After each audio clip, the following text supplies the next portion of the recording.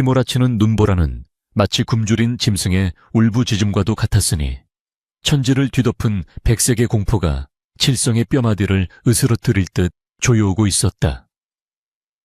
한 치 앞도 분간할 수 없는 칠흑 같은 어둠 속에서 오직 거친 숨소리와 발밑에서 부서지는 눈덩이 소리만이 그의 생존을 증명하는 유일한 신호였다. 허걱허걱, 이대로 주저앉으면 죽는다 칠성아. 정신을 차려야 해. 그는 입술을 깨물며 비틀거리는 다리에 힘을 주었으나 무릎까지 차오른 눈더미는 끈질기게 발목을 잡아채며 그를 낭떠러지로 끌어내리려 하고 있었다. 그때였다. 희뿌연 눈보라 너머로 검붉은 핏자국처럼 보이는 무언가가 눈 속에 파묻혀 있는 것이 칠성의 시야에 들어왔으니 그것은 짐승의 사체가 아니라 사람의 형상이었다. 소스라치게 놀란 칠성이 지게를 팽개치고 눈밭을 기어가 확인해보니 넝마조각 같은 옷을 걸친 채 웅크리고 있는 노파 하나가 이미 반쯤 눈에 덮여 죽음의 문턱을 넘나들고 있는 것이 아닌가. 노파의 얼굴은 핏기 하나 없이 창백했고 앙상한 손가락은 마치 고목나무 가지처럼 굳어있어 생명이라고는 찾아볼 수 없는 지경이었다. 이보쇼 할머니, 정신 좀 차려보쇼. 칠성은 얼어붙은 손을 비벼 노파의 뺨을 때리며 목청껏 소리쳤으나 돌아오는 것은 바람소리에 묻힌 희미한 신음뿐이었다. 지금 당장 이 노파를 두고 가지 않는다면 자신 또한 이 험한 만석고개에서 동태가 되어버릴 것이 자명한 일이었으나 착해 빠진 칠성의 심성은 차마 죽어가는 이를 외면할 수 없게 만들었다. 그는 잠시 갈등하는 눈빛으로 하늘을 올려다보았으나 하늘은 무심하게도 더 굵은 눈송이를 퍼붓기 시작했다. 칠성은 떨리는 손으로 자신의 가슴팍을 더듬어 장터에서 숯을 팔아 어렵게 장만한 고기 산적이 든 꾸러미를 확인하고는 안도의 한숨을 내쉬었다. 병든 어머니에게 고기 국물이라도 먹이고자 했던 그 간절한 소망이 지금 눈앞의 생명과 저울질당하고 있었으니 그의 내면에서는 천갈래 만갈래로 갈라지는 번뇌가 소용돌이치고 있었다. 사실 칠성은 남촌 마을에서 소문난 효자였으나 지지리도 가난한 팔자 탓에 늙은 홀어머니에게 따뜻한 밥 한 끼 제대로 대접하지 못하는 것을 천추의 한으로 여기며 살아가는 숫장수였다. 유난히도 혹독한 이번 겨울 마을 사람들은 추위에 떨면서도 땔감을 살 돈이 없어 칠성의 숯을 외면했고 그나마 남은 숯을 헐값에 넘기고 돌아오는 길이었다. 주머니 속 엽전 몇 잎은 어머니의 약값으로 쓰기에도 턱없이 모자랐으나 그는 자신의 배를 골아가며 아껴둔 돈으로 고기 산적 두어 꼬치를 사서 품에 안고 돌아오는 길이었다. 그런데 이 만석고개 마루에서 자신의 목숨조차 부지하기 힘든 절체절명의 순간에 생면부지의 노파를 마주하게 되었으니 이는 하늘이 내린 시험인가 아니면 얄궂은 운명의 장난인가. 칠성은 거칠어진 손으로 눈물을 훔치며 결심을 굳힌 듯 입고 있던 낡은 누비옷의 고름을 풀기 시작했다. 에라 모르겠다. 사람 목숨이 중하지 옷까지 따위가 대수겠느냐. 칠성은 살을 내는 칼바람이 홑겹 저고리를 뚫고 들어와 살점을 도려내는 듯한 고통에 몸서리쳤으나 벗어든 누비옷으로 노파의 몸을 단단히 감싸 안았다. 자신의 천이 남아있는 옷을 덮어주자 노파에 굳어있던 몸이 미세하게 떨리며 입술 사이로 하얀 입김이 새어나왔다. 칠성은 내칭임의 품속 깊이 간직해 두었던 아직 온기가 남아있는 고기 산적 꾸러미를 꺼내어 노파의 입가에 가져다 대었다. 어머니의 주름진 얼굴이 눈앞에 아른거려 가슴이 미어지는 듯했으나 당장 눈앞에서 꺼져가는 불씨를 살리는 것이 도리라 여겼기에 그는 망설임 없이 산적 한 조각을 떼어 노파의 입 안으로 밀어 넣었다. 고기 냄새를 맡은 노파가 본능적으로 입을 오물거리며 산적을 삼키자 기적처럼 핏기가 돌기 시작한 노파의 눈꺼풀이 파르르 떨리며 서서히 들어 올려졌다. 그 눈빛은 실로 기이하기 짝이 없었으니 혼탁하고 흐리멍덩할 것이라는 예상과는 달리 마치 밤하늘에 별을 박아놓은 듯 형형하게 빛나고 있어 칠성은 순간 등골이 서늘해짐을 느꼈다.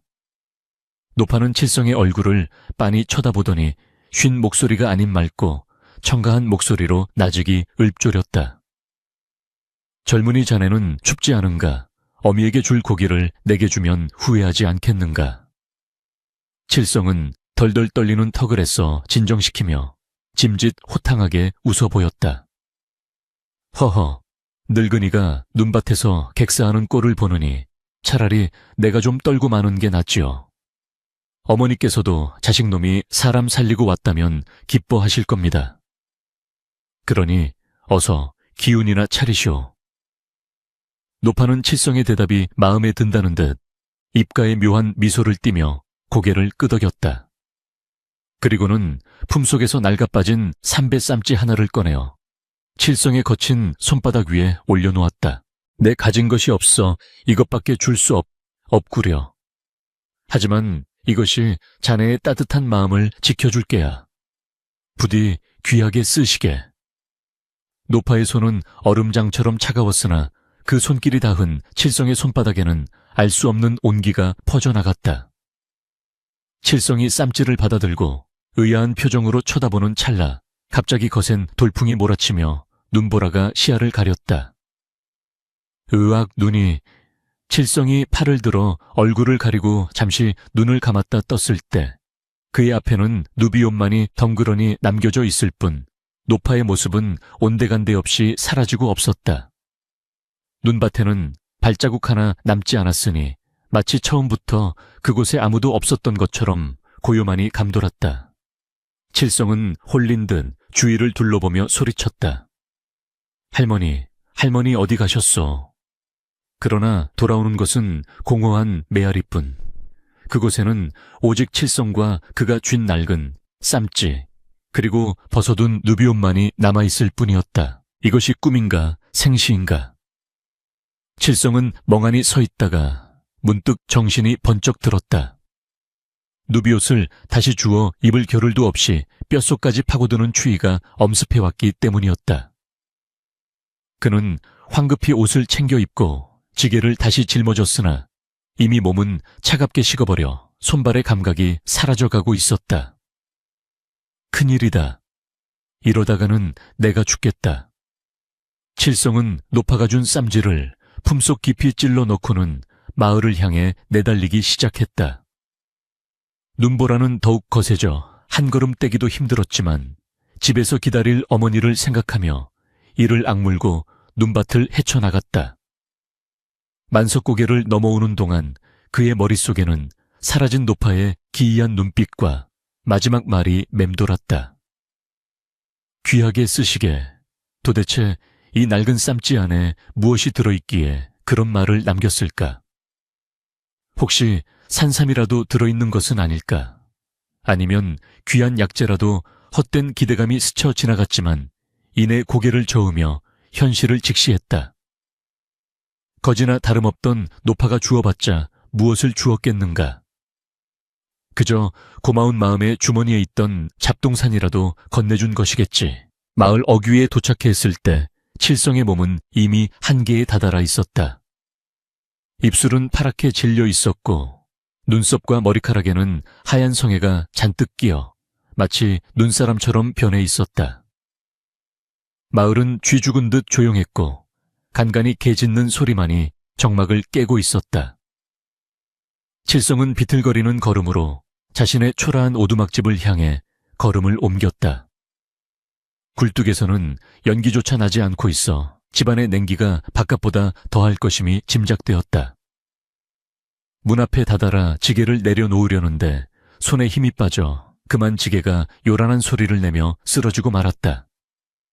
아이고, 칠성아 왔느냐. 방 안에서 어머니의 힘없는 목소리가 흘러나왔다.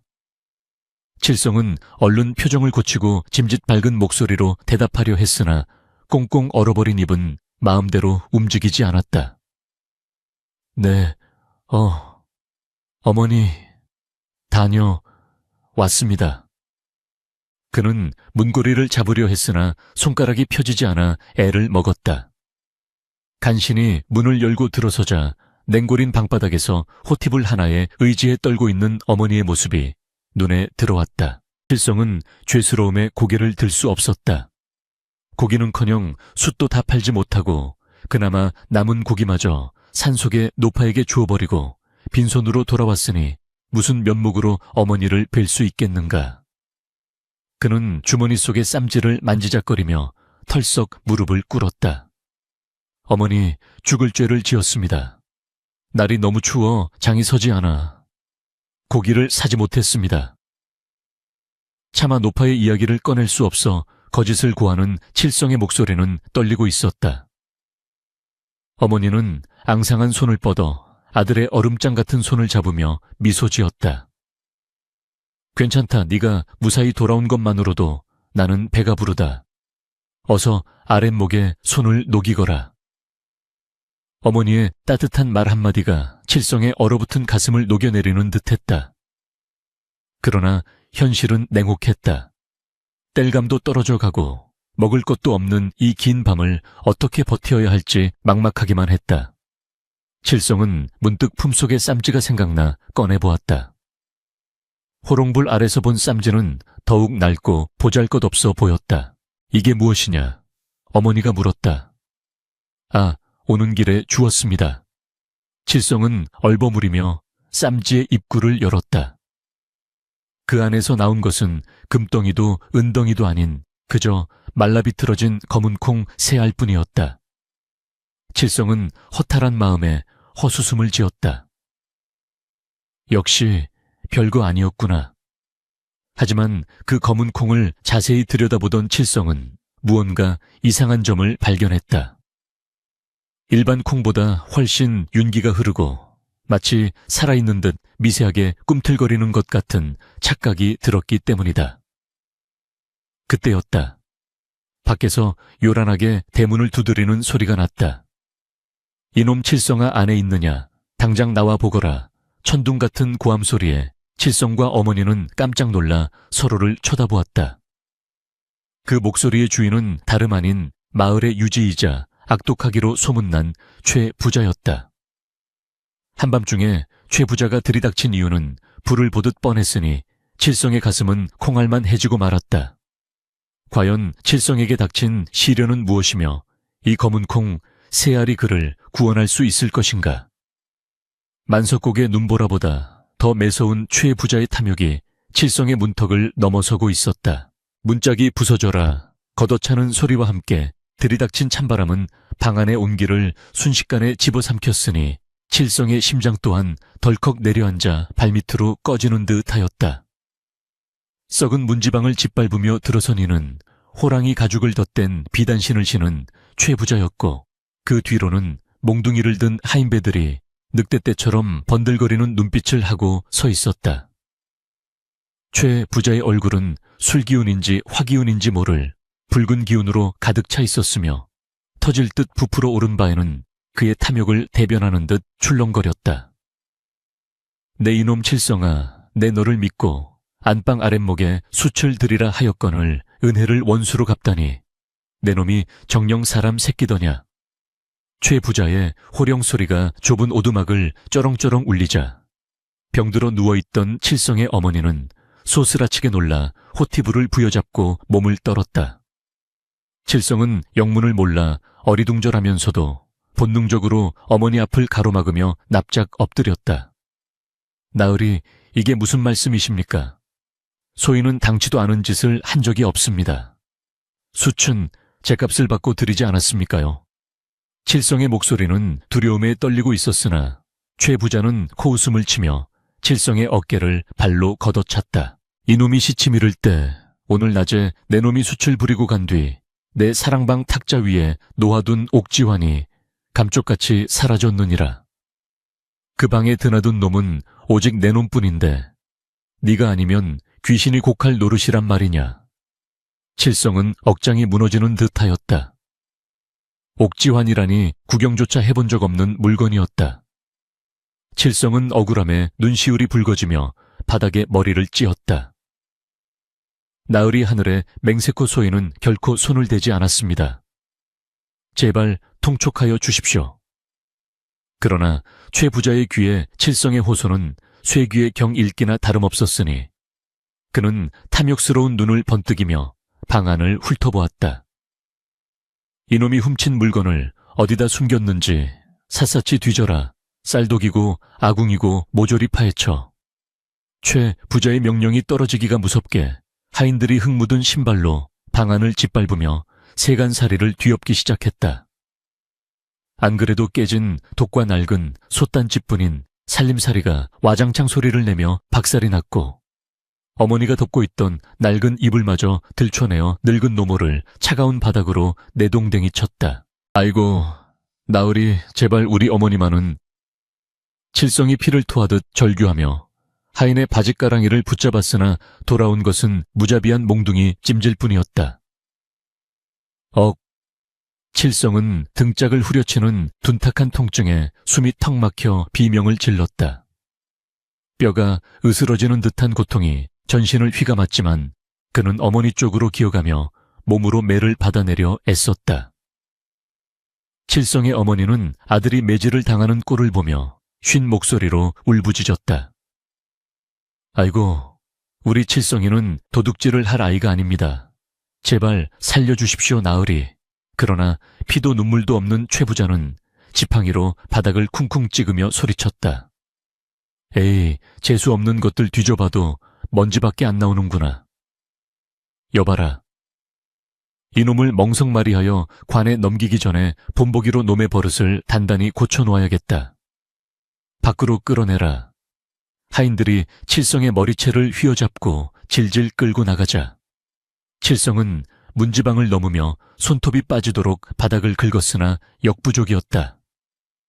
눈보라치는 마당 한복판에 내동댕이 쳐진 칠성은 개처럼 웅크린 채 쏟아지는 매질을 온몸으로 견뎌내야만 했다. 밤하늘을 가르는 몽둥이 소리와 칠성의 신음소리가 눈 덮인 마을에 울려 퍼졌으나 닫힌 대문들은 굳게 잠긴 채 아무도 내다보지 않았다. 최 부자의 위세에 눌린 마을 사람들은 그저 이불 속에서 숨을 죽일 뿐이었다. 한참 동안 분풀이를 한 최 부자는 숨을 헐떡이며 칠성의 얼굴에 침을 뱉었다. 내 놈이 옥지환을 내놓을 때까지 이 마을에 발도 붙이지 못하게 할 것이다. 당장 내 눈앞에서 꺼져라. 만약 내일 아침까지 물건을 가져오지 않으면 그땐 내 놈 어미까지 관하로 끌고 가서 경을 칠 줄 알아라. 칠성은 피투성이가 된 입술을 깨물며 흐릿한 눈으로 어머니가 있는 방문을 바라보았으나 하인들에 의해 대문 밖으로 내쳐주고 말았다. 쾅 육중한 대문이 닫히는 소리는 마치 저승문이 닫히는 소리처럼 들렸다. 엄동설 안에 눈밭에 버려진 칠성은 일어설 힘조차 없었으나 집 안에서 들려오는 어머니의 통곡 소리에 가슴이 찢어지는 듯하여 차마 그 자리에 누워 있을 수가 없었다. 어머니, 죄송합니다. 제가 못나서.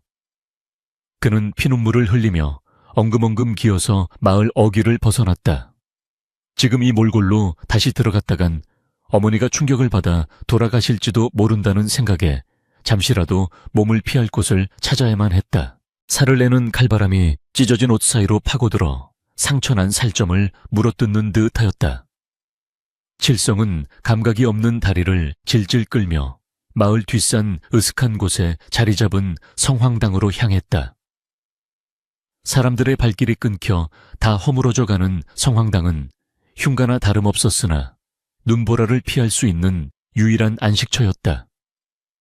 삐그덕거리는 문을 밀고 들어서자 곰팡이 냄새와 먼지 냄새가 코를 찔렀다. 지붕 구멍으로 새어들어온 눈이 바닥에 수북이 쌓여 있었고 앙상한 석가래는 금방이라도 무너져 내릴 듯 위태로워 보였다. 칠성은 신령을 모시던 제단 아래 구석진 곳에 짐승처럼 웅크리고 앉았다. 온몸이 욱신거리고 열이 올라 정신이 혼미해졌다. 배고픔과 추위 그리고 억울함이 뒤섞여 뱃속에서부터 뜨거운 덩어리가 치밀어 올랐다. 내가 무엇을 그리 잘못했기에 하늘도 무심하시지. 그는 거친 숨을 몰아쉬며 품속을 더듬었다. 손에 잡히는 것은 아까 노파가 주었던 그 낡은 쌈집뿐이었다. 달빛조차 들지 않는 어두컴컴한 성황당 안에서 칠성은 떨리는 손으로 쌈지를 다시 열어보았다. 어둠 속에서도 희미하게 윤곽을 드러낸 것은 여전히 검은 콩 세 알이었다. 칠성은 허탈한 웃음을 터뜨렸다. 하하, 하하하. 고작 콩 세 알이라니. 내 목숨과 바꾼 옷과 고기의 대가가 고작 이것이란 말이냐. 칠성은 콩을 바닥에 패대기 치고 싶은 충동을 느꼈으나 백가죽이 등짝에 붙을 듯한 허기가 그를 말렸다. 며칠을 굶은 데다 맥까지 맞았으니 돌이라도 씹어 먹고 싶은 심정이었다. 이거라도 먹어야 산다. 살아서 어머니를 지켜야 해. 칠성은 콩 하나를 집어 입에 넣으려 했다. 그러나 턱이 퉁퉁 부어 입을 벌리기조차 힘들었고 콩은 돌덩이처럼 딱딱하여 도저히 씹을 수가 없었다. 젠장불이라도 있어야 삶아 먹을 것 아니냐. 불도 없고 물도 없는 이곳에서 나더러 어쩌란 말이냐. 칠성은 콩을 쥔 주먹으로 땅을 치며 오열했다. 서러움이 복받쳐 올랐다. 착하게 살면 복이 온다는 옛말은 다 거짓말 같았다. 남을 도우려다 얼어 죽을 뻔했고 정직하게 일했으나 도둑 누명을 쓰고 매질을 당했다.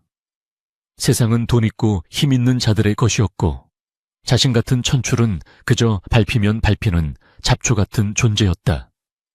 칠성은 콩을 쥐고 있는 손에 힘을 주었다. 손톱이 손바닥을 파고들어 피가 배어 나왔지만 통증조차 느껴지지 않았다. 성황당 밖에서는 바람이 귀신 울음소리를 내며 문풍지를 찢어발기고 있었고 성황당 안은 칠성의 한 맺힌 숨소리로 가득 찼다. 그는 쌈짓 속에 남은 두 알의 콩과 손에 쥔 한 알의 콩을 번갈아 바라보며 중얼거렸다. 이따위껏 먹지도 못할 거 차라리 버려버리자. 내 인생처럼 쓸모없는 것들아. 칠성은 극심한 고통과 절망 속에서 이성마저 잃어가고 있었다. 추위는 점점 그의 의식을 갉아먹기 시작했고 스르르 감기는 눈꺼풀 사이로 어머니의 얼굴과 악독한 최 부자의 얼굴 그리고 눈 속에 노파의 얼굴이 뒤섞여 빙글빙글 돌았다. 만약 이 밤을 넘기지 못한다면 내일 아침 사람들은 성황당에서 얼어 죽은 숫장수의 시신을 발견하게 될 것이었다.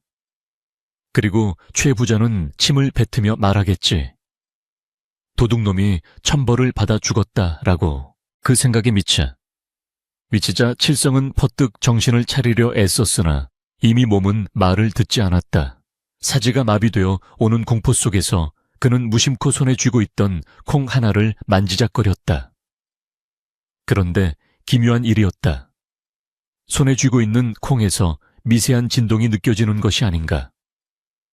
처음에는 추위 때문에 손이 떨리는 것이라 여겼으나 그것은 분명 콩 자체에서 뿜어져 나오는 율동이었다. 마치 심장이 뛰는 것처럼 콩닥콩닥.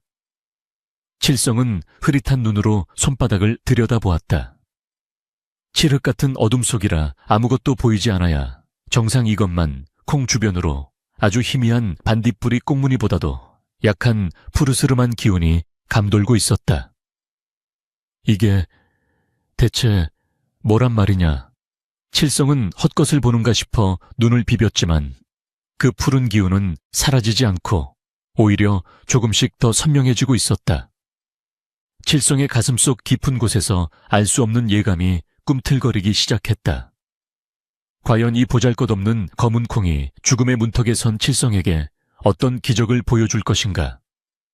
성황당의 낡은 기둥이 바람에 삐걱거리는 소리가 마치 다가올 운명의 서곡처럼 들려오고 있었다. 칠성의 손바닥 위에서 일렁이던 푸른 불빛은 이내 성황당 안을 대낮처럼 환하게 비추기 시작했으니 그 광경은 마치 한여름 밤에 반딧불이 수천 마리가 춤을 추는 듯 황홀경 그 자체였다. 이게 대체 무슨 조화란 말이냐. 칠성이 놀라 뒤로 넘어지려는 찰나 손에 있던 콩알이 저절로 공중으로 떠오르더니 허공에서 팽이처럼 빙글빙글 돌며 부드러운 빛의 가루를 흩뿌리기 시작했다. 그 빛가루가 닿는 곳마다 기적이 일어났다. 썩어 문드러진 성황당의 나무 기둥에서는 향긋한 송진 냄새가 피어올랐고 찢어진 문풍지 사이로 몰아치던 칼바람은 순식간에 훈훈한 봄바람으로 변하여 칠성의 언뺨을 어루만졌다. 뼛속까지 파고들던 한기는 온데간데 없이 사라지고 마치 따뜻한 아랫목에 누운 듯한 포근함이 전신을 감싸 안았다. 칠성은 홀린 듯 멍하니 입을 벌린 채 자신의 몸에서 일어나는 변화를 지켜보았다. 최부자의 하인들에게 두들겨 맞아 피멍이 들고 찢어졌던 상처 부위가 간질간질해지더니 눈 녹듯이 스르르 아물어가는 것이 아닌가. 퉁퉁 부어올랐던 발목과 손가락의 관절들이 제자리를 찾고 끊어질 듯했던 허리의 통증도 씻은 듯이 사라졌다. 뿐만 아니라 며칠을 굶어든 가죽이 백가죽에 붙을 지경이었던 허기조차 거짓말처럼 사라지고 뱃속 깊은 곳에서부터 알 수 없는 기운이 솟구쳐 올랐다. 세상에, 꿈이 아니구나. 이것은 꿈이 아니야. 칠성은 벌떡 일어나 제자리에서 펄쩍펄쩍 뛰어보았다. 몸은 깃털처럼 가벼웠고 머릿속을 짓누르던 절망의 안개도 말끔히 걷혀 있었다. 공중에 떠있던 콩알은 그제야 제 할 일을 다했다는 듯 파사삭 소리를 내며 고운 잿가루가 되어 바닥으로 흩어졌다. 칠성은 그 자리에 털썩 무릎을 꿇고 눈 덮인 만석고개 쪽을 향해 큰절을 올렸다. 할머니, 아니 산신령님, 이 미천한 놈을 살려주셔서 감사합니다. 이 은혜 죽어서도 잊지 않겠습니다. 그의 눈에서는 뜨거운 눈물이 볼을 타고 흘러내렸다. 밤새 성황당 가는 신비한 온기로 가득 찼고 칠성은 난생 처음으로 근심 걱정 없는 깊은 잠에 빠져들었다. 다음 날 아침 칠성이 눈을 떴을 때 성황당은 다시 차가운 냉기로 돌아와 있었으나 그의 몸은 여전히 활력이 넘쳤고 품속에는 아직 두 알의 검은 콩이 고스란히 남아있었다. 칠성은 쌈지를 소중히 여미며 다짐했다. 이 콩은 내 목숨보다 귀한 것이다. 함부로 써서도 안 되고 남에게 보여서도 안 된다. 그는 서둘러 성황당을 빠져나와 집으로 향했다. 밤새 내린 눈으로 세상은 더욱 하얗게 변해 있었지만 칠성의 발걸음은 거침이 없었다. 집 앞에 다다르자 간밤의 소란으로 부서진 대문과 엉망이 된 마당이 눈에 들어와 가슴이 아려왔다. 방 안으로 들어서자 어머니는 뜬 눈으로 밤을 지새운 듯 퀭한 눈으로 아들을 맞이했다. 칠성아 살아 돌아왔구나. 내 너를 얼마나 기다렸는지 모른다. 어머니는 아들의 멀쩡한 모습을 보고 믿기지 않는다는 듯 이곳저곳을 만져보았다. 분명 어제는 피투성이가 되어 끌려나갔는데 어찌 일이 말짱하단 말이냐. 칠성은 어머니를 안심시키기 위해 빙그레 웃으며 둘러댔다. 어머니 걱정 마십시오. 성황당에서 기도를 드렸더니 신령님께서 굽어 살피신 모양입니다. 몸도 다 나았고 기운도 펄펄 납니다. 그는 차마 콩에 대한 이야기를 꺼낼 수 없었다. 혹여나 이 말이 새어나가 또다시 화를 입을까 두려웠기 때문이었다. 칠성은 무너진 세간을 대충 정리하고 어머니를 위해 미음을 끓이려 부엌으로 나갔다. 쌀독은 비어 있었으나 다행히 구석에 떨어진 말린 시래기 몇 줄기가 보였다. 그것으로 죽을 끓여 어머니께 올리니 어머니는 눈물을 글썽이며 그릇을 비웠다. 그때였다. 살인문 밖에서 다급한 비명소리가 들려왔다. 사람 살려, 누구 없소, 우리 개똥이가 죽어가요. 칠성이 깜짝 놀라 밖으로 나가보니 이웃집 박씨 아저씨가 하얗게 질린 얼굴로 칠성의 집 마당으로 뛰어 들어오고 있었다. 박씨는 평소 칠성의 처지를 딱하게 여겨 몰래 감자나 옥수수를 찔러주곤 했던 고마운 이웃이었다. 아니 박서방님 무슨 일이십니까? 칠성이 묻자 박씨는 칠성의 바짓가랑이를 잡고 통곡했다. 칠성과 자네가 좀 도와주게. 우리 개똥이가 갑자기 열이 불덩이같이 오르더니 숨이 넘어가려 해. 의원에게 보이려 해도 돈이 없고 약방은 문을 닫았어. 자네가 힘이 장산히 우리 아이를 업고 읍내 의원에게 좀 뛰어다 주게. 내 다리가 풀려 걸을 수가 없어. 칠성은 난감했다. 읍내까지는 좋기 심리 길이었고 지금 같은 눈길에 아이를 업고 가다가는 도중에 숨이 끊어질지도 모르는 일이었다. 그러나 은인의 간절한 부탁을 외면할 수는 없었다. 칠성은 곧장 박신의 집으로 달려갔다. 방 안에는 개똥이가 시퍼렇게 질린 얼굴로 거친 숨을 몰아쉬고 있었고 그의 어미는 아이를 부여잡고 실신 직전이었다. 아이의 이마에 손을 대보니 불덩이처럼 뜨거웠고 이미 눈동자가 뒤집혀 흰자위만 보이고 있어 누가 봐도 가망이 없어 보였다. 이 아이를 살릴 수 있는 방법은 칠성의 손이 저절로 품속의 쌈지로 향했다. 남은 콩은 2알, 어머니의 병환이나 훗날 닥칠지 모를 위기에 쓰려고 아껴둔 것이었다. 갈등의 순간 박씨 부부의 처절한 울음소리가 칠성의 가슴을 때렸다. 자신이 가진 것을 나누지 않는다면 그것이 어찌 사람의 도리라 할겠는가. 저 아이가 죽으면 이 부부도 따라 죽을 기세인데 내 어찌 모른 체한단 말인가. 칠성은 결심을 굳히고 박씨 부부를 잠시 밖으로 내보냈다. 제가 응급 처방을 해볼 테니 잠시만 물러나 주십시오. 효험이 있을지 모르나 해보는 데까지 해보겠습니다. 박씨 부부는 지푸라기라도 잡는 심정으로 방을 나갔다. 칠성은 떨리는 손으로 2번째 콩알을 꺼냈다. 검은 콩은 마치 칠성의 마음을 읽은 듯 은은한 빛을 내뿜고 있었다. 부디 이 아이를 살려다오. 칠성은 콩을 아이의 입안에 넣었다. 그러자 놀라운 일이 벌어졌다. 아이가 콩을 삼키기도 전에 콩이 입안에서 사르르 녹아내리더니 목구멍을 타고 푸른 빗줄기가 되어 식도로 흘러 들어가는 것이 훤히 들여다 보이는 것이었다. 잠시 후 아이의 몸이 격렬하게 떨리더니 입에서 검은 핏덩어리를 왈칵 토해냈다. 칠성이 급히 등을 두드려주자 아이는 깊은 숨을 들이켜더니 거짓말처럼 새근새근 잠이 들었다. 시퍼렇던 얼굴에는 홍조가 돌았고 불덩이 같던 열은 씻은 듯이 내렸다. 칠성은 안도의 한숨을 내쉬며 이마에 땀을 닦았다. 밖에서 기다리던 박씨 부부를 불러들이자 그들은 살아난 아이를 보고 기절할 듯이 기뻐하며 칠성에게 큰절을 올렸다. 자네가 우리 아이를 살렸어. 칠성이는 하늘이 내린 의원이야. 박씨 부부의 환호성은 삽시간에 온 동네로 퍼져나갔다. 들었나? 칠성이가 다 죽어가던 박신의 개똥이를 살려냈대. 무슨 소리야? 칠성이는 숫장수잖아. 아니라네. 칠성이가 무슨 신비한 비법을 써서 죽은 사람도 살려낸다더군. 소문은 눈덩이처럼 불어나 칠성이 명예화타의 재림이라느니 산신령의 비수를 전수받았다느니 하는 허무맹랑한 이야기로 변질되어 퍼져나갔다.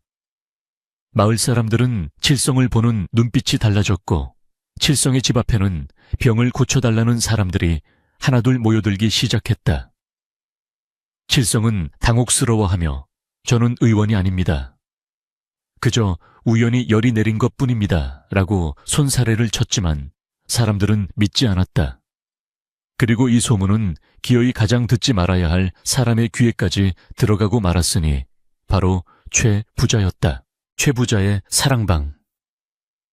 따뜻한 아랫목에 비단요를 깔고 누워있던 최 부자는 하인의 보고를 받고 벌떡 일어났다.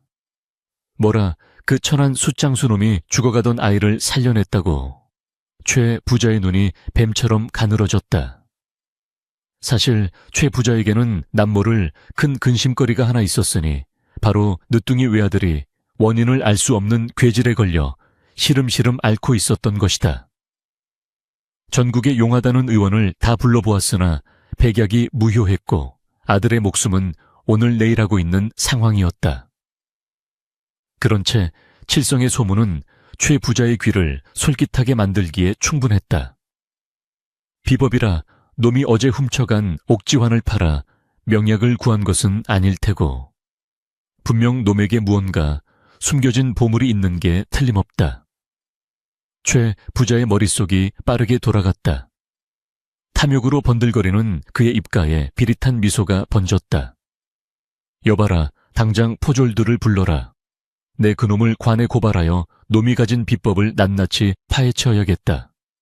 옥지환 도둑놈이 훔친 돈으로 요상한 짓을 하고 다닌다고 하면 사또께서도 가만히 계시지 않을 게야. 한편 칠성은 불안감에 휩싸여 방문을 걸어 잠그고 있었다. 마지막 남은 콩 한 알, 이것만은 어머니를 위해 써야 했다. 하지만 밖에서 들려오는 웅성거림은 칠성을 옥죄어오고 있었다. 그는 쌈지를 만지작거리며 어머니의 잠든 얼굴을 바라보았다. 어머니, 제가 꼭 지켜드리겠습니다. 그러나 그의 결심을 비웃기라도 하듯 멀리서 포졸들의 육모방망이 소리와 함께 험악한 고함 소리가 들려오기 시작했다. 죄인 칠성이는 썩나와 오라를 받아라. 칠성의 심장이 곤두박질 쳤다. 마을의 평화로운 정적을 깨고 다시금 불어닥친 피바람. 이번에는 단순한 매질로 끝나지 않을 것임을 칠성은 본능적으로 직감했다.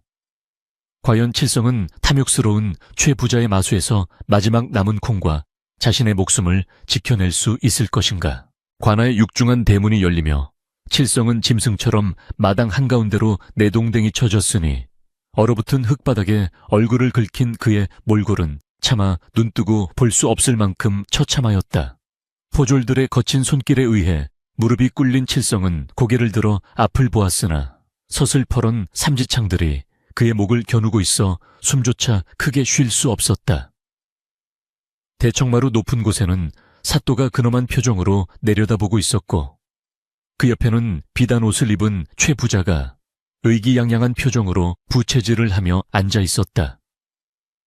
최 부자의 눈빛은 마치 독을 품은 살모사처럼 칠성을 노려보고 있었으니 그 비열한 웃음 뒤에 숨겨진 탐욕이 칠성의 등골을 오싹하게 만들었다. 내 이놈 칠성아, 내 놈이 내 집에서 옥지환을 훔쳐간 것도 모자라. 그 돈으로 요사스러운 흑마술을 부려 마을 사람들을 홀리고 다닌다는 고변이 들어왔다. 사실이냐? 사또의 호통소리가 관아를 쩌렁쩌렁 울리자 칠성은 억울함에 가슴을 치며 바닥에 머리를 조아렸다. 사도 나으리 억울하옵니다. 소인은 결코 도둑질을 한 적이 없사옵니다. 옥지환은 구경조차 해본 적이 없으며 박신의 아이를 살린 것은 그저 우연히 얻은 약자의 덕분이었습니다. 부디 통촉하여 주시옵소서. 칠성의 절규는 간절했으나 이미 최 부자의 뇌물에 눈이 먼 사또의 귀에는 들리지 않았다. 최 부자가 간사한 목소리로 끼어들었다. 허허, 사또 나으리, 저놈의 혀가 뱀처럼 미끄럽지 않습니까? 수치나 팔던 놈이 무슨 돈으로 약재를 구했겠습니까?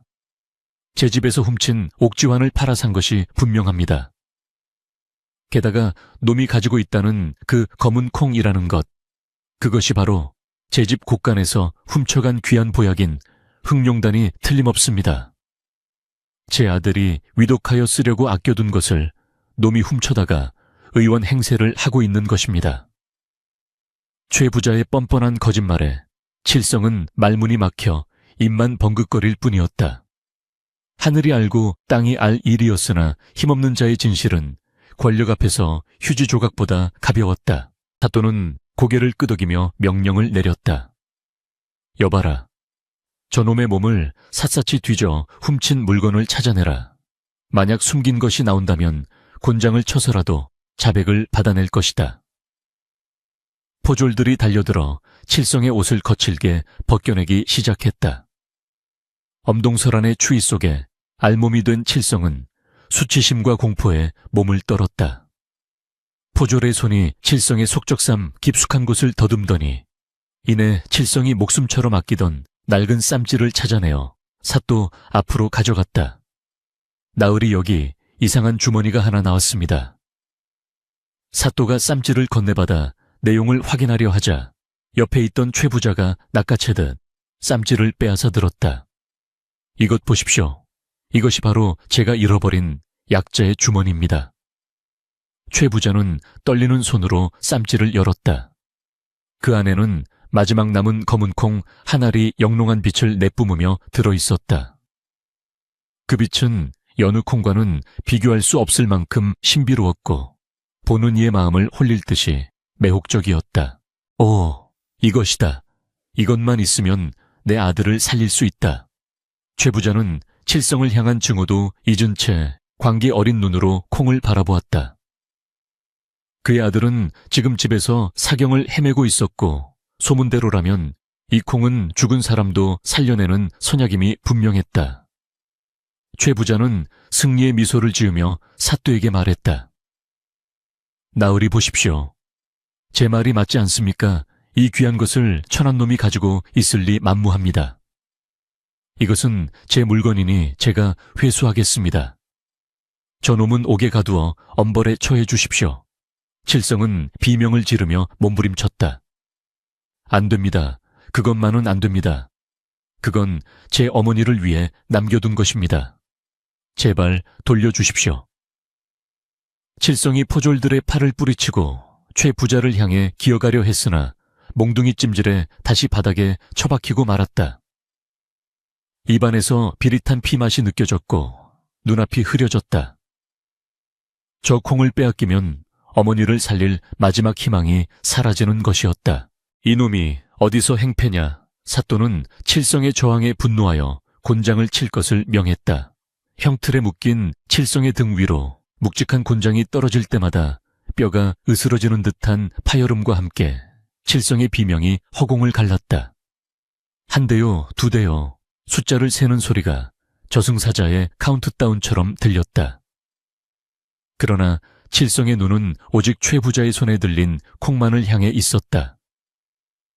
최 부자는 칠성의 고통을 즐기듯 비릿한 미소를 지으며 콩을 꺼내 자신의 손바닥 위에 올려놓았다. 흐흐흐흐, 이제 이 신비한 힘은 내 것이다. 천한 것들은 이런 보물을 가질 자격이 없지. 최 부자는 콩을 쥐고 자신의 품에 넣으려 했다. 바로 그 순간이었다. 얌전히 빛을 내던 콩이 갑자기 불에 달군 쇠처럼 시뻘겋게 달아오르기 시작했다. 아, 뜨거워. 최 부자가 비명을 지르며 콩을 떨어뜨리려 했으나 콩은 마치 접착제라도 바른 듯 최 부자의 손바닥에 딱 달라붙어 떨어지지 않았다. 이게 뭐야? 이거 놔, 이거 놓으란 말이야.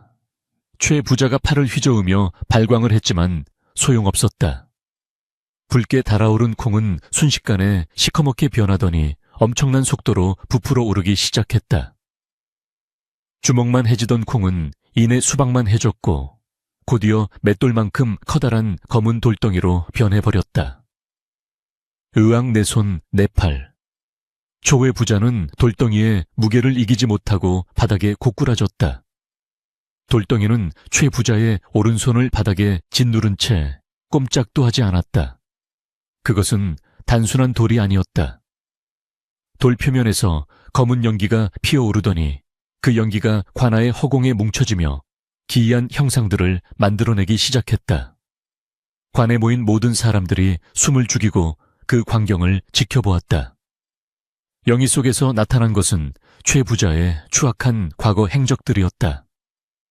가난한 소장농들의 쌀을 빼앗아 창고에 쌓아두는 모습, 칠성의 집에 몰래 들어가 옥지환을 훔친 척 자작극을 꾸미고 하인을 시켜 옥지환을 자신의 요강단지 밑에 숨기는 모습, 그리고 병든 아내를 구박하여 죽게 만든 모습까지 최 부자가 저지른 온갖 악행들이 파노라마처럼 펼쳐졌다. 특히 옥지환을 숨기는 장면이 나오자 사또의 얼굴이 흑빛으로 변했다. 저것은 영상 속의 최 부자는 칠성을 모함하기 위해 자신의 안방 요강 밑바닥에 옥지환을 붙여두고 낄낄거리고 있었던 것이다. 이 명백한 증거 앞에 최 부자는 얼굴이 사색이 되어 벌벌 떨었다. 아, 아닙니다. 저건 다 요술입니다. 저놈이 흑마술을 부려 헛것을 보이게 하는 것입니다. 최 부자가 발악하며 소리쳤지만 그의 손을 짓누르고 있는 검은 돌덩이는 점점 더 무거워져 그의 뼈를 으스러뜨리고 있었다. 아, 살려줘. 제발 살려줘. 내 팔이 부러진다. 최 부자의 비명소리는 처절했으나 아무도 그를 도려하지 않았다. 포졸들도 사또도 구경하던 백성들도 모두 넋을 잃고 하늘이 내린 징벌을 목격하고 있었다. 칠성은 형틀에 묶인 채 고개를 들어 그 광경을 바라보았다. 고통은 사라지고 가슴속에서 뜨거운 무언가가 울컥 치밀어 올랐다. 하늘은 보고 계셨구나. 그때 검은 돌덩이 위로 아른거리는 연기가 사람의 형상을 갖추기 시작했다. 그것은 만석고개에서 만났던 그 노파의 모습이었다. 노파의 형상은 엄숙하고도 위험 있는 목소리로 관할을 울렸다. 탐욕의 눈이 먼 자여, 네가 훔치려 한 것은 단순한 콩이 아니라 가난하고 힘없는 자의 마지막 희망이었다. 하늘이 내린 복을 탐한 대가가 얼마나 무거운지 뼈저리게 느끼게 될 것이다. 노파의 목소리가 끝남과 동시에 돌덩이에서 번개가 치듯 찌릿한 빛이 뿜어져 나와 최 부자의 전신을 강타했다. 최 부자는 거품을 물고 눈이 뒤집히며 기절해버렸다. 그제야 돌덩이는 다시 원래의 작은 검은 콩으로 돌아와 떼굴떼굴 굴러 칠성의 발 앞에 멈춰 섰다. 그러나 그 콩은 더 이상 빛나지 않았다. 새까맣게 타버린 숯덩이처럼 변해버린 콩은 그 생명을 다한 듯 보였다. 사또는 부들부들 떨며 자리에서 일어났다. 눈앞에서 벌어진 기이한 현상과 최 부자의 추악한 진실을 목격한 그는 더 이상 최 부자의 편을 들 수 없었다. 아니, 오히려 자신이 최 부자와 한패로 몰려 천벌을 받을까 두려워졌다. 사또는 급히 태도를 바꾸어 소리쳤다. 여봐라, 당장 저 죄인 최가놈을 하옥하라. 그리고 당장 포졸들을 보내 최가놈의 집 안방 요강 밑을 뒤져 옥지환을 찾아오도록 하라. 사또의 호령에 멍하니 서 있던 포졸들이 정신을 차리고 기절한 최 부자를 끌고 갔다. 그리고 칠성을 묶고 있던 포승줄을 풀어주었다. 사또는 칠성에게 다가와 짐짓 인자한 척하며 말했다. 내 너의 억울함을 몰라보고 하마터면 큰 실수를 할 뻔했구나. 하늘이 너의 효심에 감동하여 진실을 밝혀주었으니 너는 이제 자유다. 칠성은 욱신거리는 몸을 일으켜 바닥에 떨어진 숯덩이 같은 콩을 주워들었다. 따뜻했던 온기는 사라지고 차갑고 거친 감촉만이 남아있었다. 마지막 남은 콩은 그렇게 최 부자의 탐욕을 징벌하고 사라져버렸다. 어머니를 위해 쓰려 했던 마지막 기적은 허공으로 날아가 버린 것이었다. 칠성은 허탈함과 슬픔에 잠겨 콩을 가슴에 품었다. 그러나 한편으로는 가슴 한구석이 뻥 뚫린 듯 시원하기도 했다. 억울한 누명이 벗겨졌고 악독한 최 부자가 벌을 받았다. 하지만 빈손으로 돌아갈 생각에 눈앞이 캄캄해졌다. 어머니, 저는 이제 어찌합니까? 약도 구하지 못하고 콩도 다 써버렸으니. 칠성은 비틀거리는 걸음으로 관할을 나섰다. 밖에는 칠성의 소식을 듣고 달려온 마을 사람들이 구름대처럼 모여 있었다. 그들은 칠성을 향해 환호성을 질렀다. 칠성이가 이겼다. 최 부자가 천벌을 받았다. 사람들의 환호 속에서도 칠성은 웃을 수가 없었다. 그의 마음은 여전히 차가운 칠흑 같은 어둠 속에 있는 듯 했기 때문이다. 과연 빈손이 된 칠성에게도 봄날은 찾아올 것인가? 그의 눈물이 떨어진 자리에 작은 싹이 트는 것을 아무도 보지 못했다. 관아의 육중한 대문이 등 뒤에서 닫히는 소리는 마치 길고 길었던 겨울의 끝을 알리는 신호탄과도 같았으니 칠성이 올려다본 하늘은 금방이라도 눈이 쏟아질 듯 찌푸려 있던 먹구름을 걷어내고 따사로운 햇살 한 줄기를 내려보내고 있었다. 칠성의 품속에는 까맣게 타버려 더 이상 온기를 잃은 콩 한 알이 들어있었으나 그의 양손은 묵직한 쌀가마니와 엽전 꾸러미로 가득 차 있어 그 어느 때보다 따뜻했다. 사또는 최 부자가 백성들에게 갈취했던 재물 중 일부를 칠성에게 내어주며 자신의 과오를 덮고 민심을 수습하고자 했으니 이는 실로 전화위복이라 아니할 수 없었다. 칠성아, 내 효심이 하늘을 감동시켰으니 이 제물로 노모를 잘 봉양하고 부디 나를 원망치 말거라. 사또의 목소리는 떨리고 있었고 칠성은 묵묵히 고개를 숙여 예를 표한 뒤 관아를 나섰던 것이다. 관아 밖에서 기다리던 마을 사람들은 칠성이 짊어진 짐을 서로 나누어 들겠다며 앞다투어 나섰다. 어제까지만 해도 도둑놈이라 손가락질하던 그들이었으나 하늘이 내린 징벌을 목격한 후 그들의 눈에는 칠성에 대한 경외심과 미안함이 가득했다. 칠성 자네, 정말 대단하이. 산신령님이 자네를 도울 줄 누가 알았겠나. 그러게 말일세. 우리 마을에 이런 경사가 나다니 이제 최부자의 등살에 시달리지 않아도 되겠구만. 사람들의 왁자지껄한 축하 인사를 뒤로하고 칠성은 서둘러 발걸음을 재촉했다. 그의 마음은 오직 차가운 방에서 홀로 기다리고 있을 어머니에게로 향해 있었다. 살인문에 들어서자 인기척을 느낀 어머니가 방문을 열고 힘겹게 고개를 내밀었다. 칠성아, 살아 돌아왔구나. 내 꿈자리가 사나워 네가 잘못되는 줄만 알았다. 어머니의 눈가는 진물을 대로 짓물러 있었고 목소리는 금방이라도 끊어질 듯 위태로웠다. 칠성은 짐을 마루에 부려놓고 와락 어머니를 끌어안았다. 어머니 걱정 마십시오. 이제 다 끝났습니다. 누명도 벗었고 사또 나으리께서 큰 상도 주셨습니다. 이제 우리도 배불리 먹고 따뜻하게 살 수 있게 되었습니다. 칠성의 외침에 어머니는 믿기지 않는다는 듯 멍하니 아들의 얼굴을 어루만지다이내 안도의 눈물을 쏟아냈다. 그날 밤 칠성의 오두막 부엌에서는 실로 오랜만에 구수한 밥 짓는 냄새와 고기 굽는 연기가 피어올랐다. 칠성은 장터에서 사온질 좋은 소고기를 썰어넣고 물을 숭덩숭덩 썰어넣어 맑은 장국을 끓였다. 하얀 쌀밥이 고봉으로 담긴 밥상을 어머니 앞에 내려놓자 어머니는 숟가락을 들 생각도 못한 채 하염없이 밥상을 바라보며 눈물만 흘렸다. 어머니 식기 전에 어서 드십시오. 이제 고기 산 적이 아니라 매일 고깃국을 드시게 해 드리겠습니다. 칠성이 숟가락에 밥과 고기를 얹어 어머니 입에 넣어드리자 어머니는 그제야 오물오물 밥을 씹어 삼키며 미소를 지었다.